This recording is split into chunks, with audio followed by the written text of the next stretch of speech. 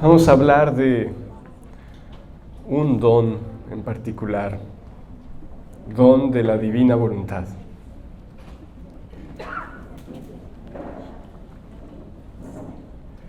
De ustedes, ¿me podrían decir quiénes conocen algo de divina voluntad? Levanten su mano quienes conocen algo. Ok. Bien, perfecto.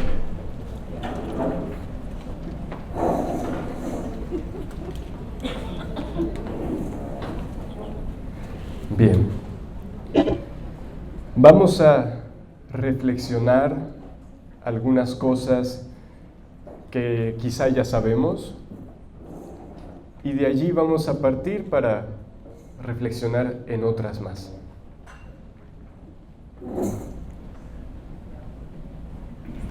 ¿Para qué existe todo esto? El universo, nuestro planeta, las galaxias, con todo su orden, su variedad, su extensión. ¿Para qué cada cosa particular que hay en la tierra? Los montes, las flores, el cielo. ¿Para qué todo eso? ¿Para qué existe?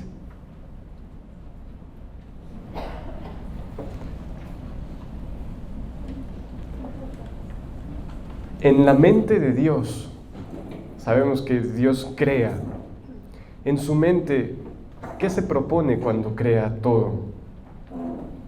¿Acaso la creación tiene la finalidad en sí misma? O sea, ¿es porque por fuerza debe existir para sí misma las cosas?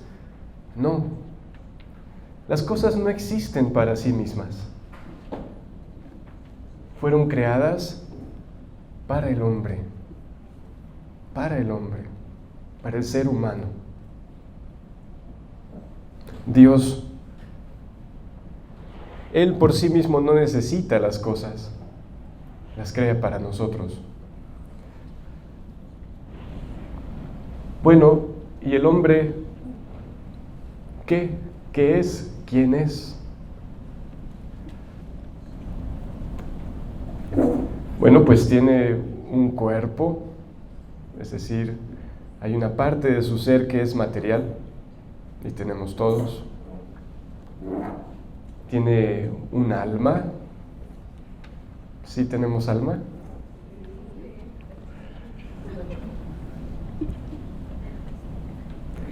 Un alma que se encarga de darnos inteligencia, memoria, voluntad. Y un espíritu que nos permite comunicarnos con Dios.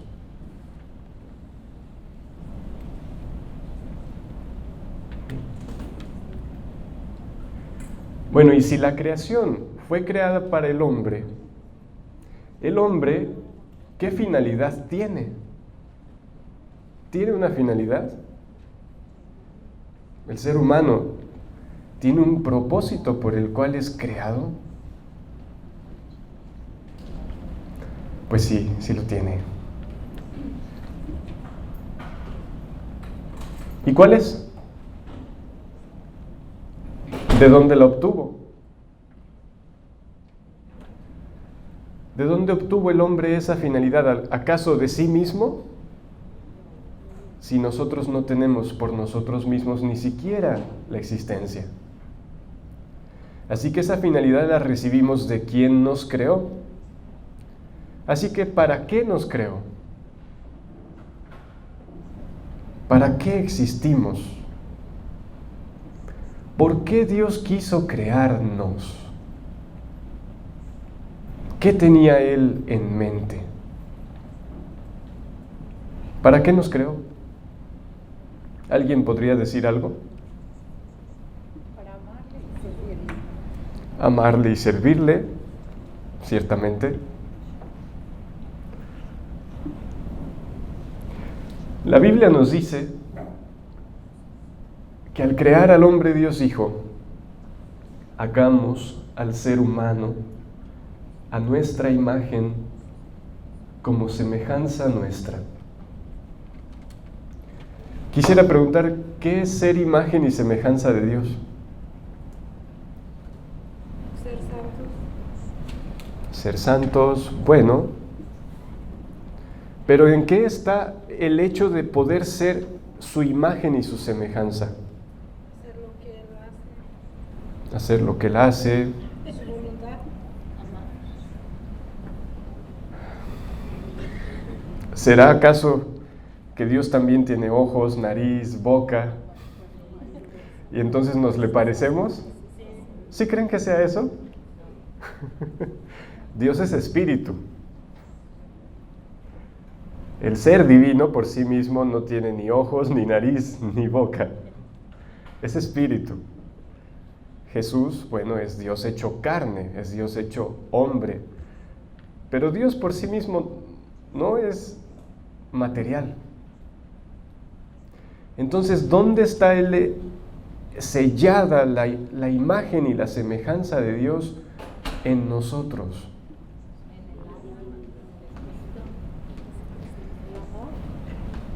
Si Dios es espíritu, aquello que nos asemeja a Él es que también somos espíritu. ¿Es el que sigue? Nuestro espíritu y nuestra alma están compenetrados. Así como nuestra alma compenetra nuestro cuerpo, ¿qué pasa cuando el alma sale del cuerpo? Pues muere el cuerpo. ¿Dónde está nuestra alma en este preciso momento? Adentro de nosotros. A ver, métase y búsquela. Nosotros somos alma. No es tanto que dónde está mi alma. Yo soy un alma. Y esta alma fue creada, unida con mi cuerpo. Y mi alma anima cada partícula y célula de mi cuerpo. Sin mi alma, todas las células dejan de funcionar. El alma es el principio vital. Bueno, así como el alma compenetra todo el cuerpo, todas sus partículas y las vivifica, de igual modo el espíritu compenetra el alma. Porque en filosofía se sabe que también los animales tienen una especie de alma que les da movimiento, les da vida. Incluso las plantas, un alma vegetativa. Pero la nuestra es espiritual. Y por ser espiritual, nuestra alma tiene 3 potencias. Podemos llamarlas 3 capacidades, que son inteligencia, memoria y voluntad. Esas 3 cosas, si les podemos decir cosas, son las que nos distinguen de todos los animales y de todas las demás cosas creadas. ¿Cuáles son? Inteligencia, memoria y voluntad. Inteligencia, memoria y voluntad. Son ellas las que nos permiten ser humanos. Y el ser humano está a imagen y semejanza de Dios.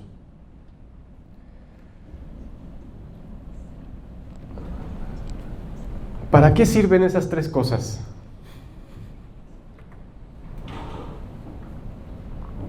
¿Para qué las usamos?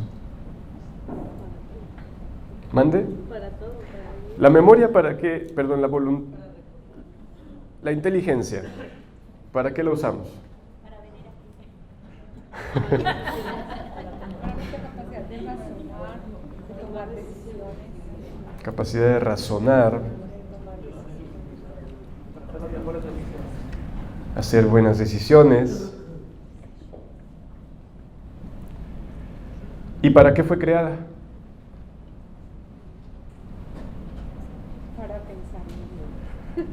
Antes de decir para qué fue creada, pensemos ahora en la voluntad. ¿Para qué la usamos? Para hacer lo que queremos, lo que nos gusta. Pero ¿para qué fue creada? ¿Y la memoria? ¿Para qué la usamos? ¿Y de qué nos recordamos? ¿Qué ocupa nuestra mente todos los días? Tenemos que comer. Dice que tenemos que comer. ¿Se le olvida que tiene que comer?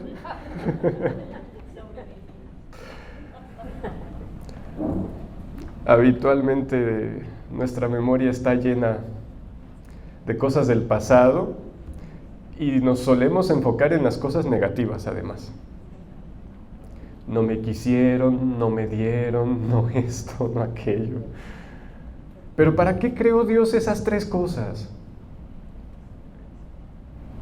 Porque Él las creó y en ellas en particular está sellada la imagen divina en nosotros. La inteligencia sirve en principio para conocer. Para conocer. Es cierto, usamos los sentidos, pero los sentidos son como canales. Pero quien conoce es la inteligencia. Y la inteligencia, pues, obtiene la información y la guarda en la memoria. Y la voluntad, en base a esa información, ciertamente decide. Pero el propósito todavía de esas tres cosas es uno en particular. Uno, ser capaces de amar. Ser capaces de amar. Si nos da la inteligencia, nos la da para conocer ¿qué? A Él mismo. A Él mismo. ¿Y para qué la usamos? ¿Para conocerlo a Él? A veces hacemos, imaginemos que alguien nos invita a su casa y ahí en su casa, que es muy bella, nos provee de todo lo necesario y nosotros nos entretenemos en todas las cosas bellas que hay, en todas las cosas útiles, en todas las cosas buenas que haya y nos permitimos ignorar absolutamente al dueño de aquella casa. ¿Cómo se le llamaría a ese hecho? Qué ingratitud, ¿no? Eso hacemos ahora, los seres humanos. Nos enfocamos a conocer, investigar, sacarle jugo a las cosas, sin ni siquiera una mirada de gratitud a aquel que las creó. Él creó todo eso, además, para mostrarse a nosotros. La creación sirve para que Él se nos haga conocer. Y nosotros nos quedamos con las cosas y no vemos más allá. Y la voluntad, la finalidad de ella es que al hombre, en cuanto el hombre conoce a Dios, la voluntad quiera amarlo.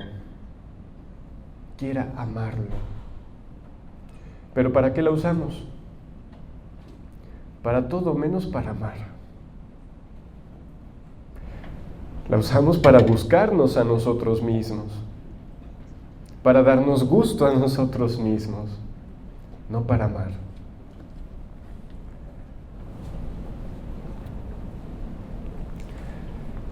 Más adelante veremos un poquito en un video de quién es Luisa Picarretta, mística italiana, sierva de Dios, que murió en 1947. Así que ahora no me detengo más en ella, pero leeremos esto que Jesús le ha dicho a ella, entre tantas cosas más.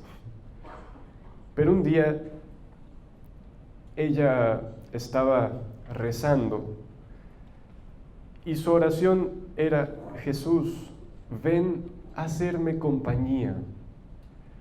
Tengo necesidad de ti. No me dejes sola. ¿Alguna vez han rezado en esos términos? Es común que nos sintamos así. Y mientras ella está orando esto, Jesús llega y le dice esto: hija mía, si supieras cómo deseo, suspiro, amo la compañía de la criatura. Pareciera que le está diciendo: tú me suplicas a mí que yo te haga compañía, que no te deje sola, que esté contigo, pero soy yo el que desea, anhela, suspira y ama la compañía de mi criatura. Tanto, mucho más de lo que tú lo puedes desear. Y dice, es tanto este deseo que si al crear al hombre dije, no es bueno que el hombre esté solo, hagamos otra criatura que lo asemeje y le haga compañía. De hecho, la compañía solo la hacen los seres semejantes, a fin de que uno forme la delicia del otro. Es más o menos la idea que nos da el Génesis. Aquí Jesús le amplía el sentido. Pero es la misma idea. No es bueno que el hombre esté solo, hagámosle una ayuda adecuada, es decir, una compañía, quien le asemeje. Y la finalidad es esa delicia de amor mutuo. Bueno, eso dijo Dios al crear al hombre. Dice, si esto dije al crear al hombre, dale otro, por favor. Varias más. Hasta que pase a otra filmina. Otra más. Otra más. Ahí. Estas mismas palabras, antes de crear al hombre, las dije a mi amor. ¿Cuándo? Las dije a mi amor. ¿Y qué dijo? No quiero estar solo. Dios diciéndose a sí mismo, no quiero estar solo. Sino quiero a la criatura en mi compañía. Nos regresamos a la otra más. Ahí. ¿Dios está solo?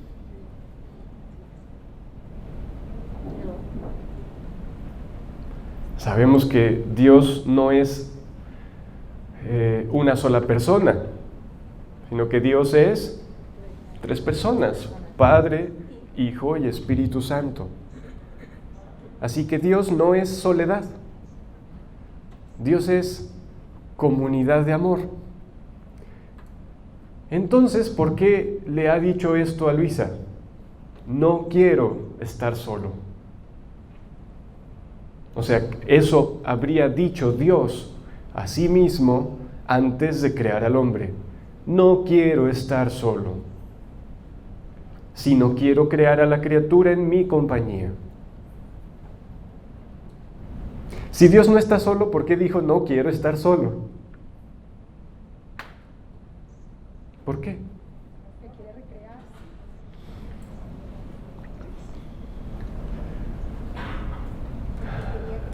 Hay una mística mexicana recién beatificada. Recién significa hace 2 meses, en la Basílica de Guadalupe. Se llama Concepción Cabrera de Armida.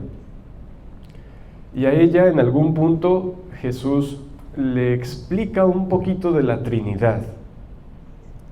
Esa Trinidad que San Agustín intentaba comprender y meterle en su cabecita y y sucede aquella experiencia de que un niño estaba llevando baldes de agua al agujerito en la playa, y llega y le dice: ¿y tú qué haces? Es que quiero meter el mar aquí. Dice: pero ¿cómo crees? Eso no es posible. Y le dice el niño: pues es mucho menos posible para ti meter todo el misterio de Dios en tu pequeña inteligencia. Pero bueno, aún así Jesús ha explicado muchas cosas. Y a esta mística mexicana, Concepción Cabrera de Armida, le explica un poquito de la Trinidad. Y le dice, no recuerdo las palabras exactas, así que les diré lo que yo recuerdo. Imaginen, solo imaginen, que en algún punto estuviera solo Dios Padre. Solo imagínenlo, nunca estuvo solo Él. Pero imaginen eso. Y el Padre posee todo su poder, su sabiduría, su amor. Es Dios. Y ese Dios quiere amar. Para amar, ocupa a alguien a quien amar. Entonces, ¿qué hace? Empieza en él un resurgir de amor, y en ese amor que bulle, genera a su Hijo, a Jesús. ¿Y cómo hace? Tomando todo lo que Él es, su ser divino, su voluntad divina, todas sus cualidades, su potencia, sabiduría, amor, santidad, belleza, toma todo eso que Él es mismo, que es Él mismo, y lo da. ¿Y qué, por así decir, qué surge? Su Hijo. Genera a su Hijo, lo engendra en sí mismo, dice el credo, antes de todos los siglos.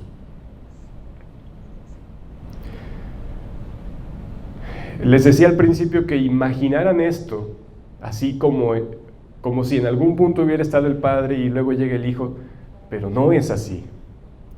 Nunca estuvo Dios Padre solo y después llegó Dios Hijo, no. Son eternos las tres personas, pero a nuestra mente, que funciona en base al tiempo, le ayuda a comprenderlo un poquito así. Entonces, el Padre genera a su Hijo, y el Hijo, ¿quién es? ¿Qué posee? Dios Padre, para engendrarlo, para generarlo, ¿qué hizo? Tomar todo lo que Él es y darlo. Entonces, el Hijo, ¿qué es y qué tiene? Todo lo que tiene el Padre, pero en otra persona. El Hijo es todo lo que es el Padre, excepto que el Hijo no es Padre.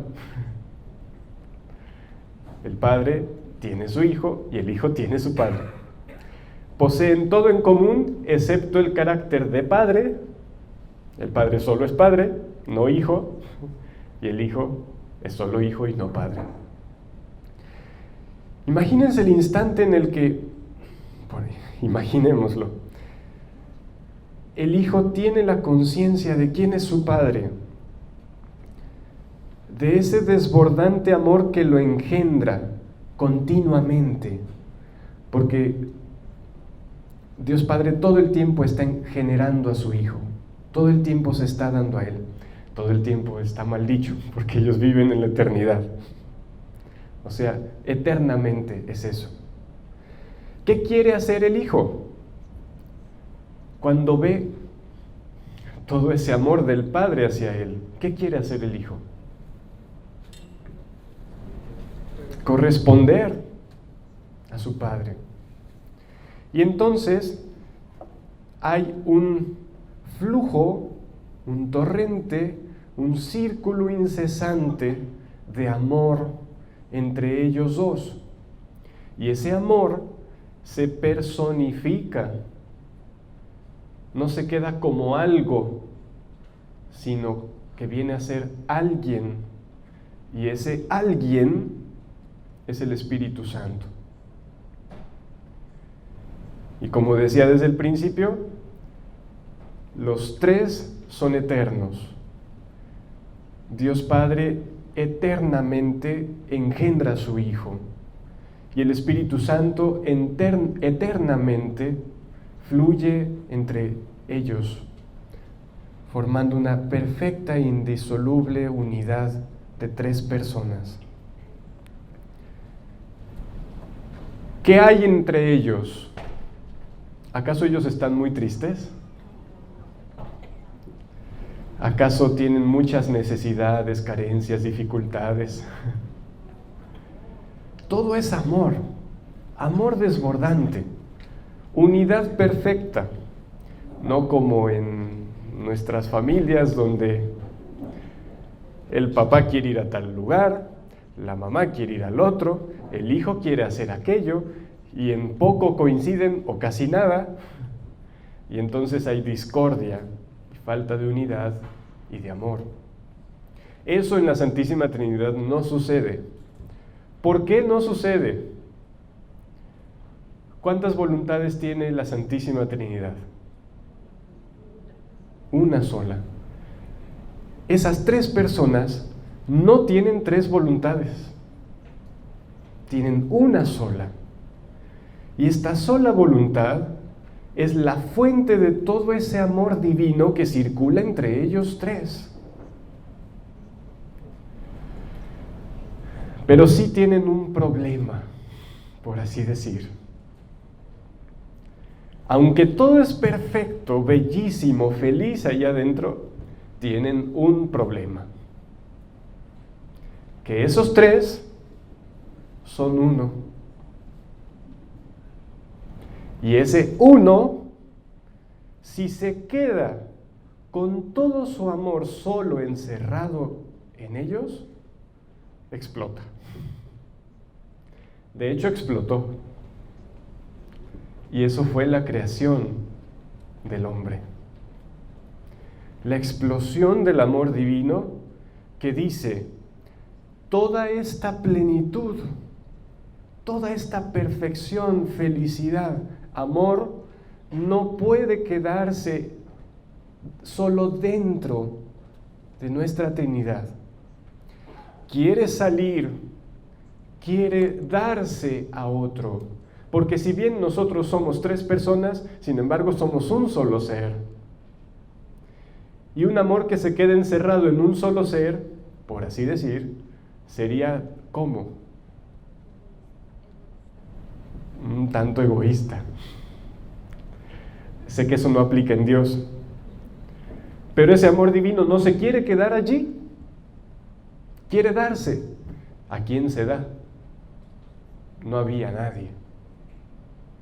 Y es por eso que Dios decide crear. Y crear no solo cielo, estrellas, mares, tierra, sino crear alguien. ¿Y quién es ese alguien? Nosotros. Vamos adelante. Otra. Entonces, ahora quizá podemos entender un poco esa frase que Jesús le dice a Luisa. No quiero estar solo. Eso habría dicho Dios antes de la creación del hombre. Yo, el único ser divino, aunque soy tres personas, soy un solo ser y no quiero estar solo. Quiero otro ser. No solo otro, sino otros seres. No quiero estar solo, sino quiero a la criatura en mi compañía. Quiero crearla para entretenerme con ella, para compartir con ella todos mis contentos, con su compañía me desahogaré en el amor. ¿Qué entienden ustedes por entretenerse? Disfrutar, recrearse. Pero ¿qué es por sí mismo entretenerse?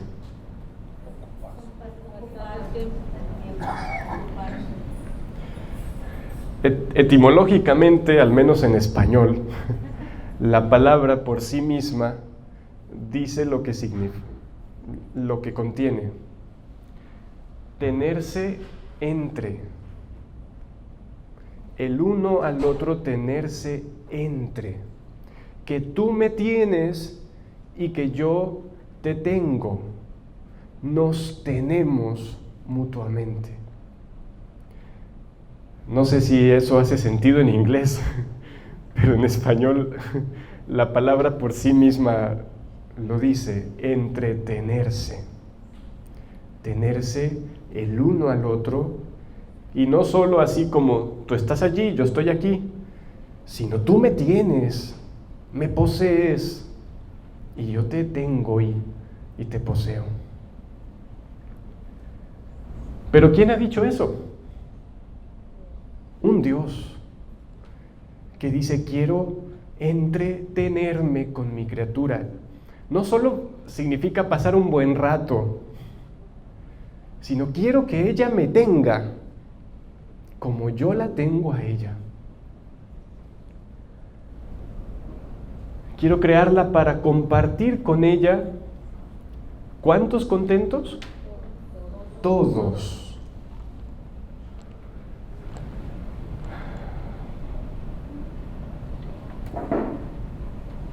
Dios no quiere guardarse nada.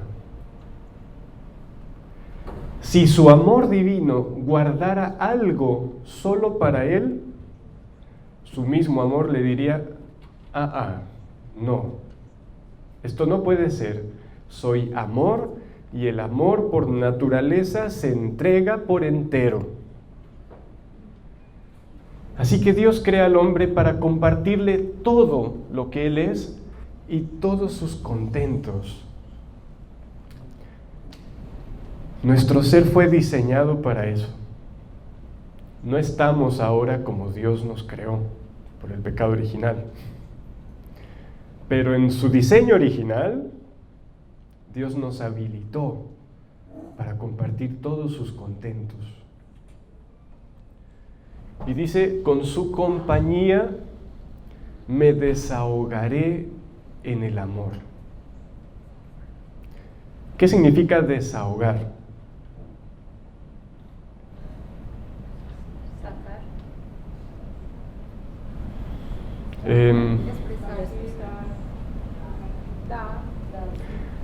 Tener algo que es grande y que está como en acto de querer salir, pero como que no puede. En el caso de Dios es que no tenía a quién. Cuando crea a alguien, entonces puede decir, ok, a ti te hago don de todo este torrente de amor, lo desahogo contigo. Y dice Jesús, por eso la hice a mi semejanza. Es decir, por eso nos dio inteligencia, memoria y voluntad. La inteligencia para conocerlo a Él.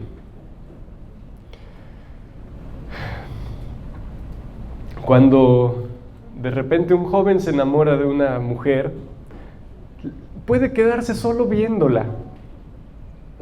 Y ya con eso es muy feliz. Pero bueno, el amor siempre busca ir más allá.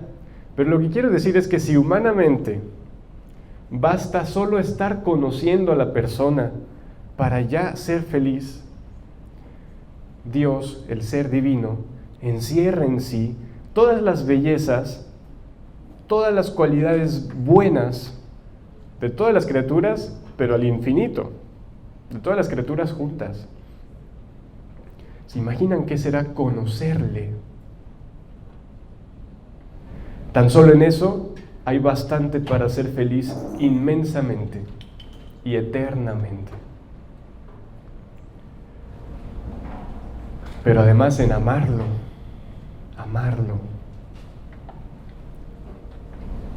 Otra vez.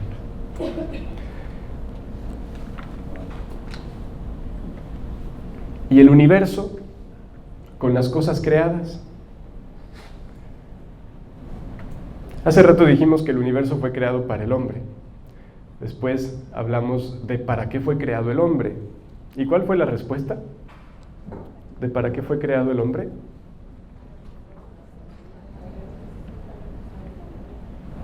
Bueno, creo que todo lo que han dicho está bien. Pero ¿por qué Dios quiso crearlo?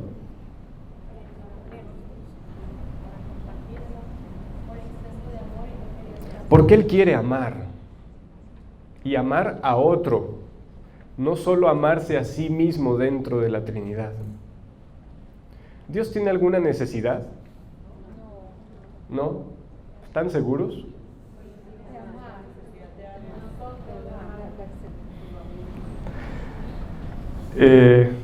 ¿Ustedes tienen necesidades? Sí, muchas. Hay dos tipos de necesidades. Hay necesidades que surgen de una carencia. Es decir, cuando a tu ser le falta algo. Y a nosotros nos faltan muchas cosas y sentimos esa necesidad de carencia. Pero hay una necesidad que se llama de naturaleza. O sea, la naturaleza de esa persona para ser lo que es, por su propia naturaleza, tiene alguna necesidad. Con un ejemplo material, la luz, en su naturaleza de ser luz, ¿qué necesidad tiene para ser luz? O sea, una luz que no ilumina, que no brilla, ¿es luz? O sea, para cumplir su naturaleza de ser luz, necesita iluminar. ¿Sí? ¿Ven? O sea, no es una necesidad de carencia, de que le falta algo, sino de que por su propia naturaleza, para ser lo que es, necesita hacer algo. ¿Se entiende qué es la necesidad de naturaleza? Bueno, Dios por naturaleza, ¿qué es? Amor. Y el amor por naturaleza, ¿qué necesita? Amar. Y como hemos dicho, ese amor dentro de la Trinidad está perfecto. No le falta nada. Es pleno, infinito. Pero no se puede detener allí. Su misma naturaleza de amor lo empuja a darse todavía más. Así que he ahí su necesidad de naturaleza. Dios necesita amar porque es amor. Y a esa necesidad de naturaleza, de su naturaleza, la solución, ¿cuál es? Nosotros. Crearnos. Dios tiene el poder para hacerlo y lo hace. Pero, bueno, el universo, todas las cosas creadas, ya hemos dicho que son para el hombre, pero ¿a Dios le sirven para algo?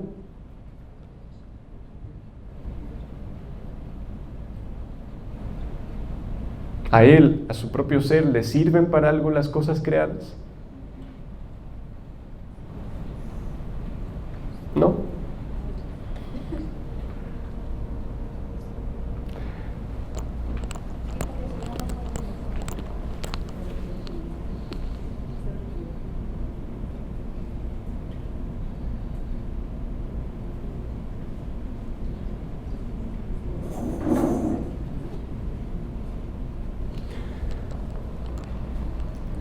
¿Cómo hacemos para que se vea?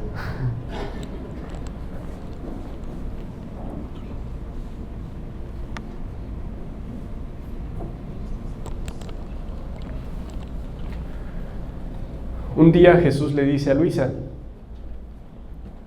puedes quitar el... Ok. Hija mía, entra en mi divinidad, y corre en mi eterna voluntad. Y ahí encontrarás la potencia creadora, es decir, el poder creante de Dios, como en acto de crear la máquina de todo el universo. ¿Qué dijo allí?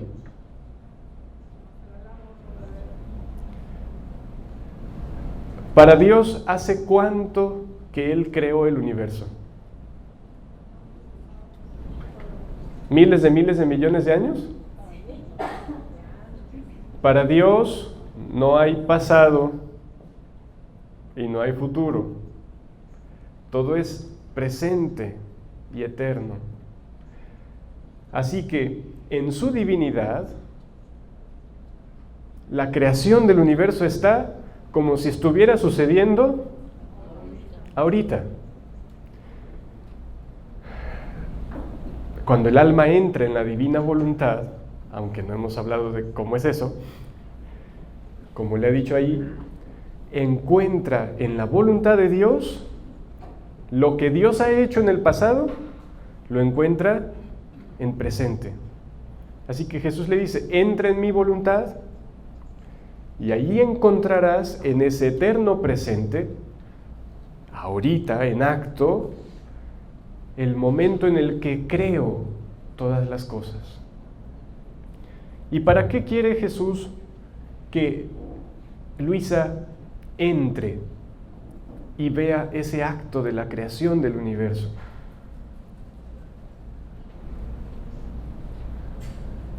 Dice ahí, en cada cosa que creaba ponía una relación, un canal de gracias y un amor especial entre la majestad suprema y la criatura. Hace rato les pregunté que si Dios crea el universo para el hombre, pero para él, ¿a qué le sirve el universo y cada cosa creada? ¿Le sirve de algo?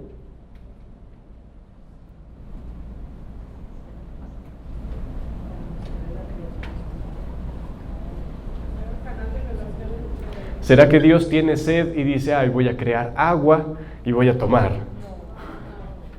¿Que Dios tiene frío y dice, voy a crear el sol para calentarme? ¿Será eso? No, obviamente no. ¿Pero para qué le sirve? Mande. Cuando yo fui por primera vez a las cataratas del Niágara, yo sentí la majestuosidad de Dios. Dice, cuando fui a las cataratas del Niágara por primera vez, sentí allí la majestad, la majestuosidad de Dios. A Dios sí le sirven las cosas creadas para algo. ¿Qué dijimos que Dios tenía necesidad de? Amar. ¿Y la creación para qué le sirve?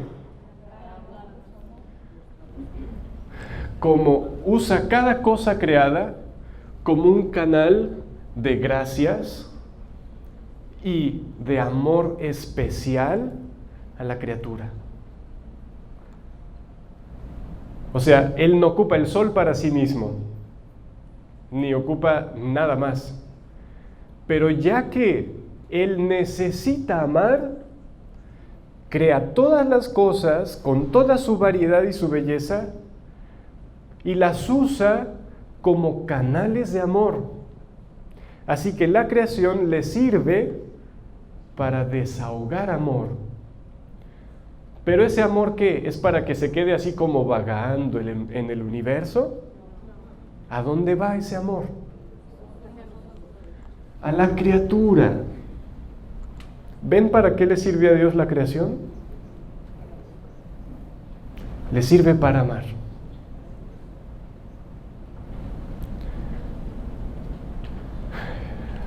Dice aquí algo curioso Jesús, pero ¿cómo la criatura no tomaría en cuenta estas relaciones?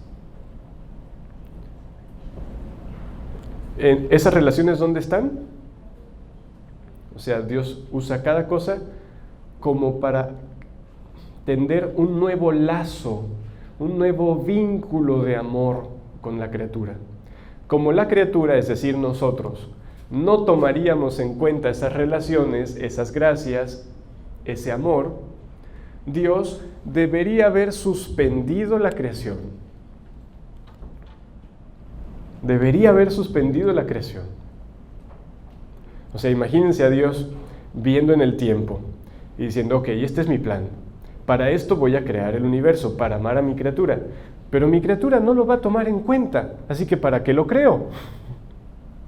Dice, debería haber suspendido la creación, no reconocida ni apreciada.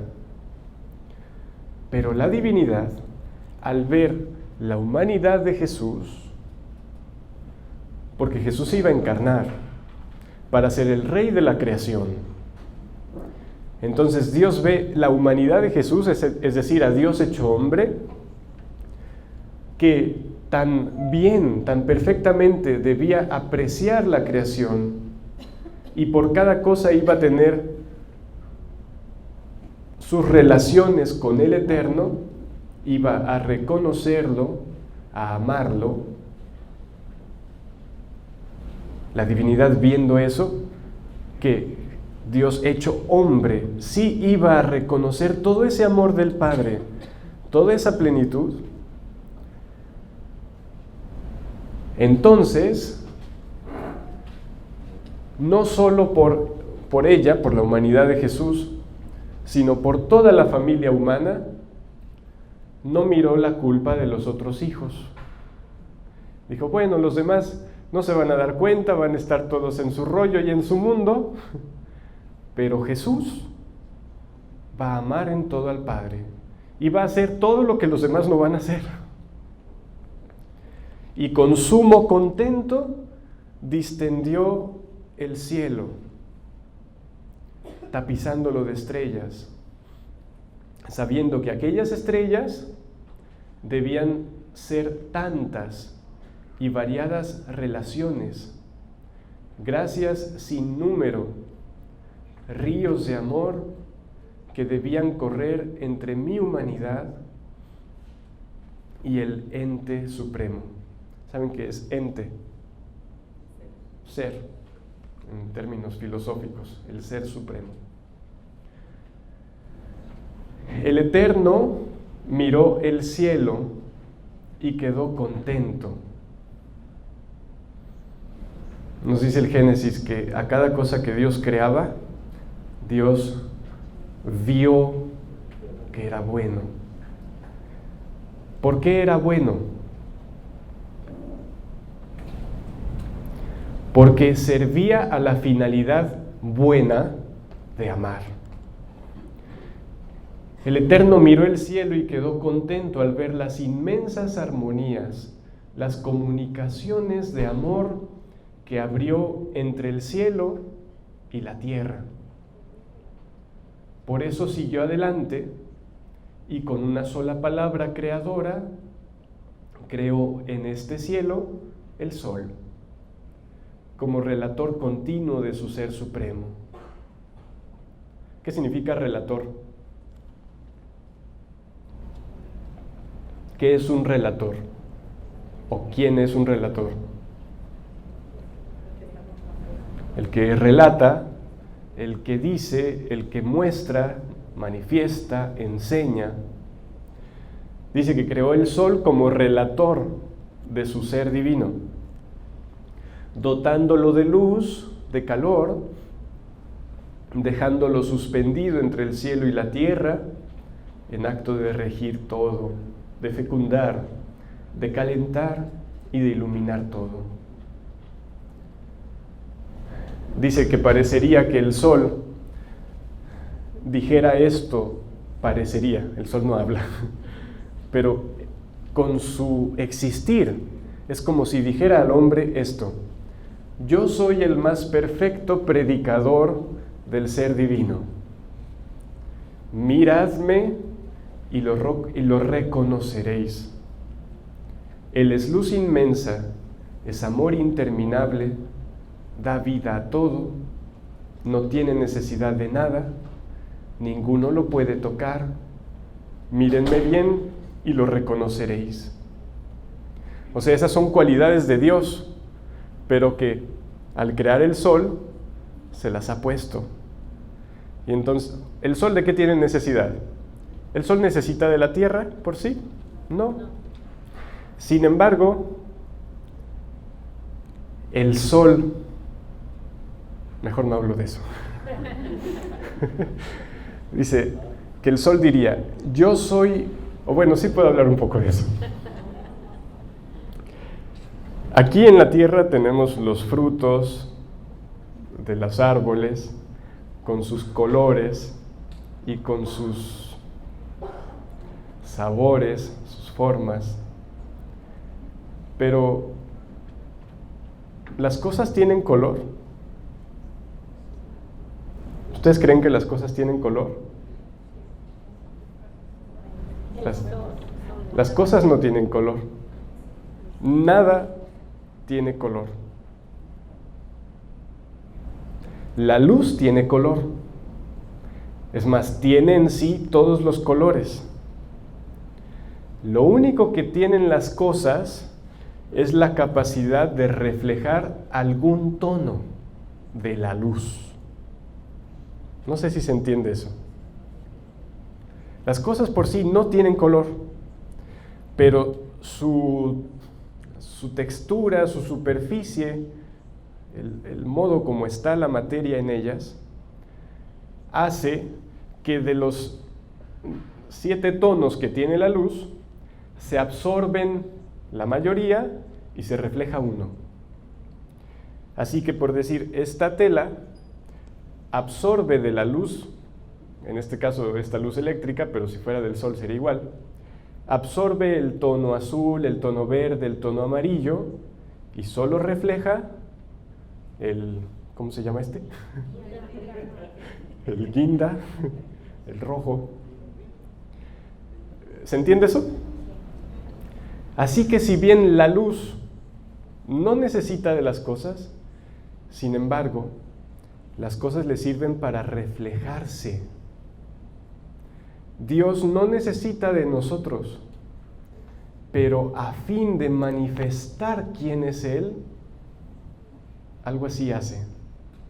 Jesús le dice a Luisa, el sol con sus rayos posee todos los sabores y los olores, y Él los comunica a los frutos, a las cosas.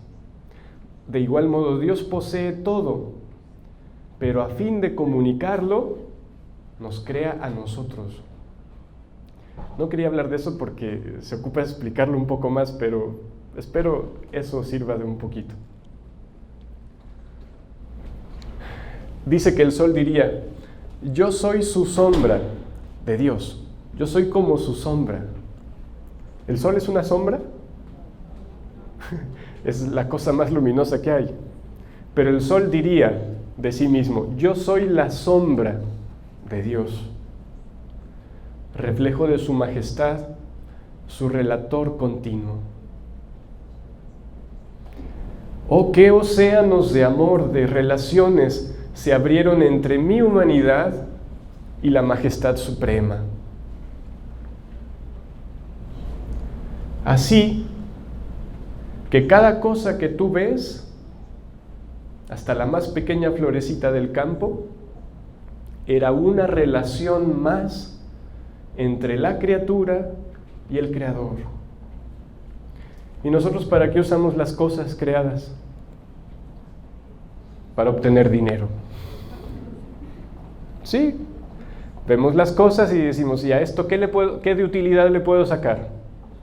Y nos quedamos solo en la parte material. Y la sustancia de las cosas, que es amor divino, eso no nos interesa. No sé si ven cómo el pecado original nos ha dejado ciegos no somos capaces de ver cuánto somos amados. No somos capaces de ver amor divino en todo y en todos. Amor para nosotros. Dice, por eso era justo que por cada cosa, quería Dios un reconocimiento, un amor de más por parte de las criaturas. Es decir, cuando viera una flor, ¿qué debería yo hacer? Decirle a Dios, reconozco aquí tu belleza, tu simplicidad, tu ternura y las demás cualidades que de Dios puede haber en la flor. Reconocer el amor divino en cada cosa. Y por tanto, así como Dios usa cada cosa creada como un canal de amor, así nosotros usar cada cosa creada como un medio de amor en respuesta a Dios.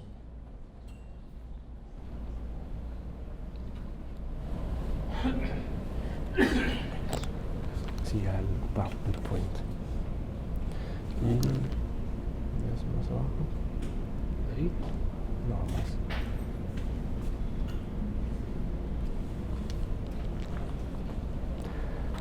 Así que, en eso que leímos, podemos entender esta frase de San Pablo, hablando de Jesús. Dice, Él es la imagen perfecta de Dios. Jesús es la imagen perfecta de Dios, engendrado desde siempre, antes de toda criatura.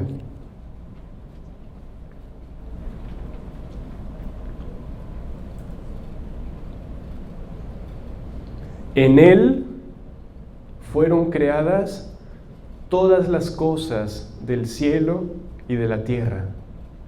¿En dónde han sido creadas todas las cosas? No. Todas las cosas, tanto el cielo como la tierra, fueron creadas en Él. ¿En quién? En Jesús. ¿Y a qué nos referimos cuando decimos en Jesús? ¿Solo a Dios? Jesús, ¿cuántas naturalezas tiene? 2. Es Dios y es hombre. Bueno, en lo que leímos hace rato dice que el ser divino, cuando iba a crear todo y vio que la criatura no iba a reconocer todo ese amor, debió decir, stop, nos detenemos. Pero viendo la encarnación de Jesús, viendo a Dios hecho hombre, dijo, bueno, podemos crearlo todo para Él. Podemos ponerlo en Él. Así que en Él la divinidad crea todo.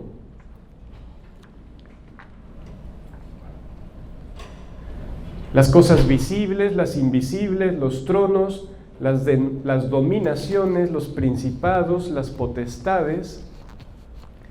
¿Qué son esas cosas? Coros de ángeles. La cita es Colosenses 1, 15, 20. También los perritos fueron hechos para Jesús. Los ángeles. Todo fue creado por Él. ¿Y qué? Y para Él. Él es antes que todo y todo subsiste en Él. Así que ¿dónde está el universo? En Jesús. ¿Y nosotros dónde estamos? En Jesús. ¿Y para quién fue hecho todo? Para nosotros, si somos uno con Jesús. Si no, no. Porque como dijo arriba Jesús, Dios, al ver que el hombre nada iba a tomar en cuenta, debió haber dicho, no le seguimos. Pero por Jesús, por la encarnación del Hijo, dijo, ok, y en Él nos creó. ¿Dios Padre nos ama? ¿Dónde?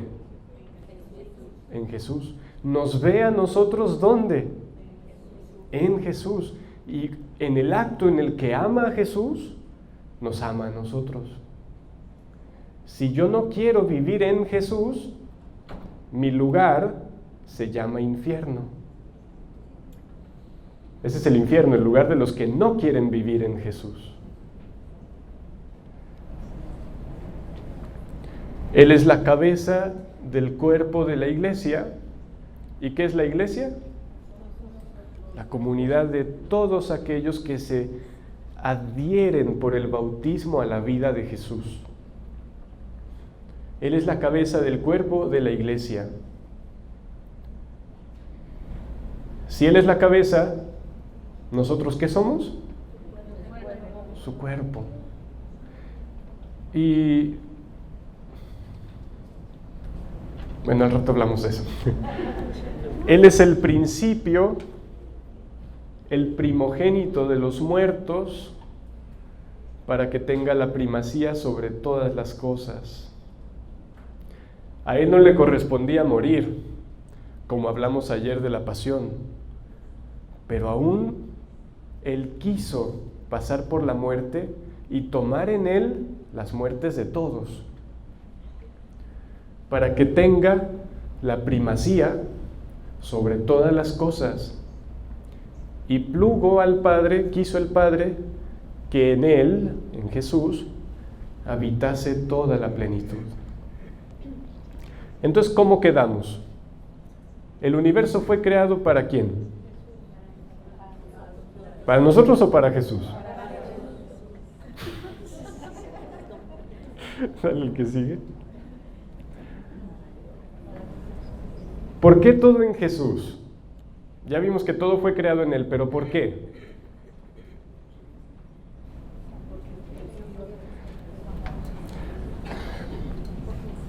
Hace rato hablábamos del ejemplo ese del agujerito en el cual quería meter el mar aquel niño.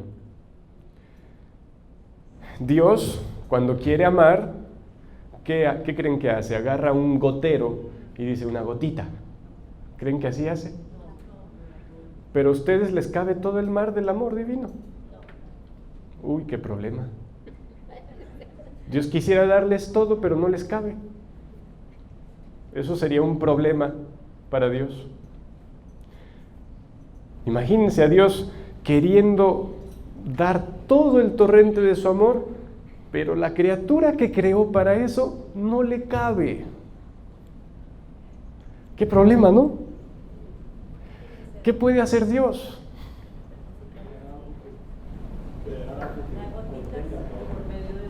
Crea, en primer lugar, la humanidad de Jesús. ¿Jesús como Dios es creado? No, es eterno, engendrado. Decimos en el credo, engendrado, no creado. Pero Jesús no es solo Dios, es también hombre.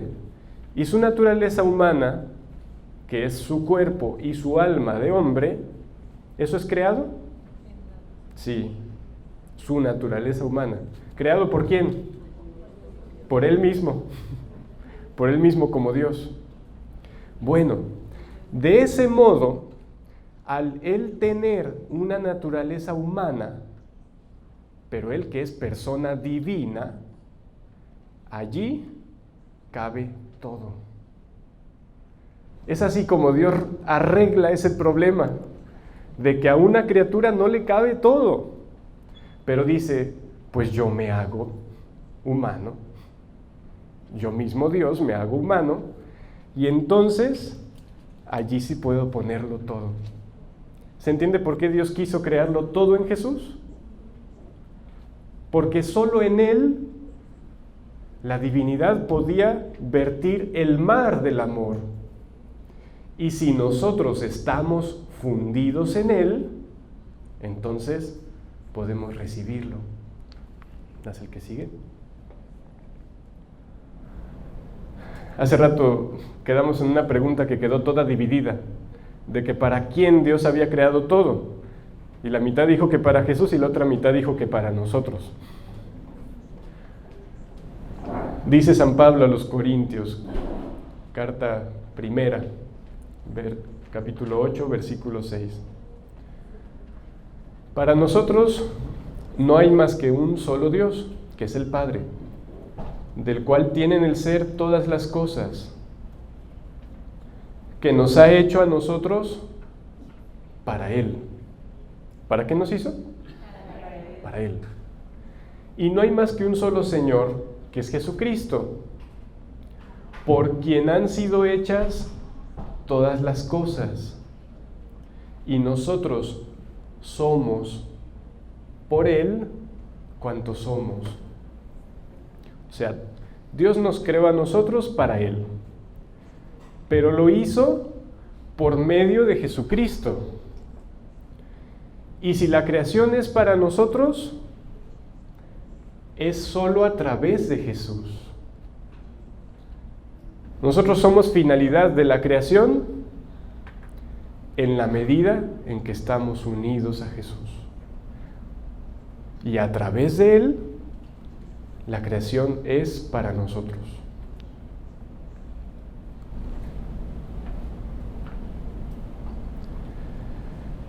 Bueno, sin embargo, el plan divino no pudo cumplirse con todos los detalles con los que Dios lo quería, porque hubo una catástrofe que se llamó pecado original.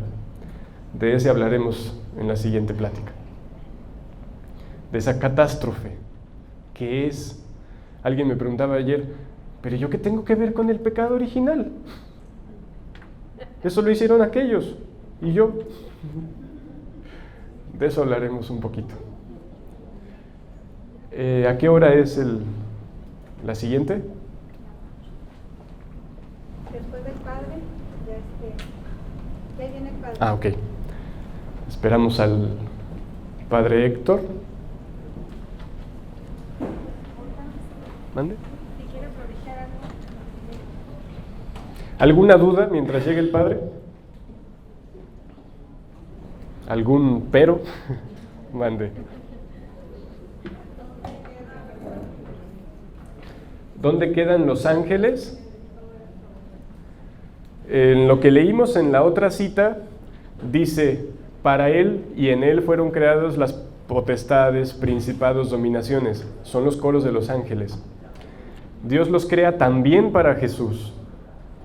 Pero parte de la finalidad de los ángeles es servir a Dios, pero en nosotros. ¿Qué diferencia hay entre nosotros y los ángeles? Bueno, ellos no tienen cuerpo, son espíritu puro, es cierto. Pero más allá de si tienen cuerpo o no, ¿qué diferencia esencial hay entre lo que ellos son y lo que nosotros? ¿Dios crea a los ángeles para ser sus hijos? ¿A quién crea para ser sus hijos? Así que nosotros fuimos creados para ser con Jesús reyes. Y aunque puede sonar extraño, los ángeles fueron creados para ser siervos de los hijos de Dios. Los ángeles encuentran su felicidad en servir a Jesús en ti. O sea, ellos sirven solo a Dios, pero cuando encuentran a su Dios, a su Señor en ti, y en ti, y en ti, y en ti, entonces dicen, tengo el deber de servir a mi Dios que vive en Él. Así que los ángeles fueron creados también para el hombre, en la medida en que el hombre está unido a Jesús. ¿Sí? Es que nosotros no fuimos hechos para hacer otra cosa más que Jesús. Dios, en su mente, no es tanto que haya como muchos, sino uno solo, que es Jesús, el cual encierra en él todas las criaturas. Por eso hay dice San Pablo, un solo cuerpo, del cual la cabeza es Jesús y nosotros sus miembros. Y a ese único cuerpo, que es nosotros unidos a Jesús, es al que sirven los ángeles y para el que fue hecha la creación. ¿Se entiende esto? ¿Alguna otra duda? Mientras llegue el Padre. Sí. Una duda ayer. Por ejemplo, sabemos que cuando nos bautizamos pasamos a ser parte del cuerpo de Jesús. ¿Qué pasa con todas las gentes que no son bautizadas? De cualquier manera también son parte. Porque Dios también está en mí, Jesucristo también está en ellos. Luego hablamos un poquito de eso. Quisiera decir algo más sobre los ángeles. ¿Cuándo fueron creados los ángeles?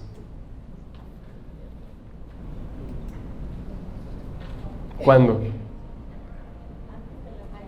Antes que la creación material.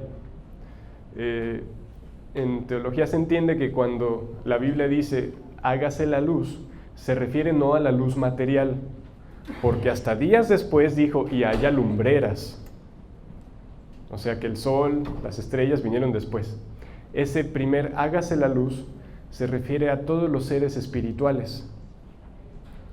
Y ahí van los ángeles. Bueno, Dios crea a los ángeles con sus distintas variedades, son 9 coros. Esas variedades, lo que determina el nivel en el que están, más que la misión que tienen, es el grado de conocimiento que tienen de Dios y por tanto el grado de amor. ¿Todavía no llega el Padre?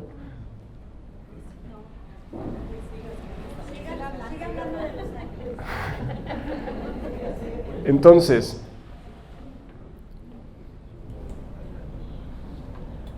cuando Dios los crea, hace una prueba con ellos.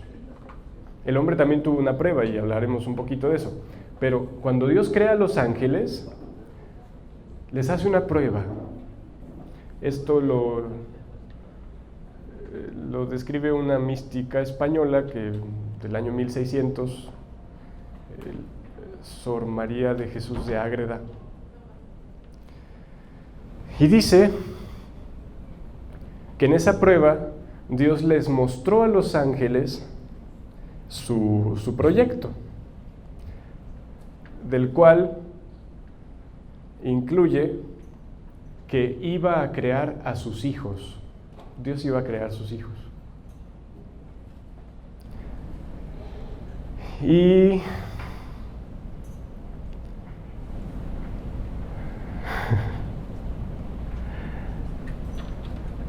Pero la primera parte era estar dispuestos a vivir en obediencia a Dios. Entonces, a estar sujetos a Dios, pues. Esa primera parte de la prueba, ¿cuántos ángeles creen que la pasaron?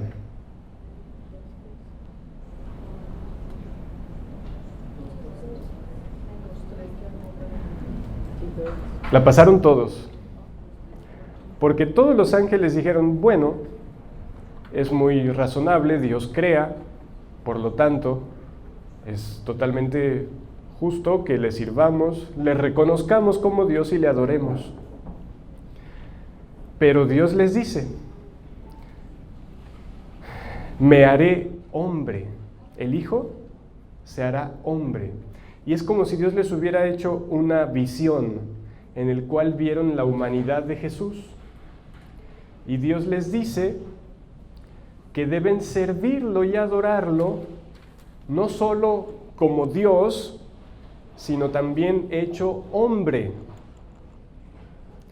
Y la naturaleza humana por sí misma es inferior a la naturaleza de los ángeles. Nosotros tenemos un cuerpo, los ángeles no. La naturaleza física es inferior a la naturaleza espiritual. Así que, para muchos de los ángeles fue así como, ¿cómo? ¿Debo adorar a Dios? Sí, está bien, pero a Dios que se hace como inferior a nosotros. La Biblia dice en algún punto que a Jesús lo hizo por un momento inferior a los ángeles, en el sentido de que toma la naturaleza humana. Y cuando lo introduce en el mundo, dice la carta a los Hebreos, Dios dijo, adórenle todos los ángeles, pero a él hecho hombre. Y entonces es ahí donde salta la soberbia en Satanás. O sea, Satanás piensa, yo puedo reconocer y adorar a Dios por sí mismo, pero adorarlo hecho carne, empequeñecido, con naturaleza humana, que por sí es inferior a la naturaleza angelical, es allí donde la soberbia de Satanás brinca y dice, no.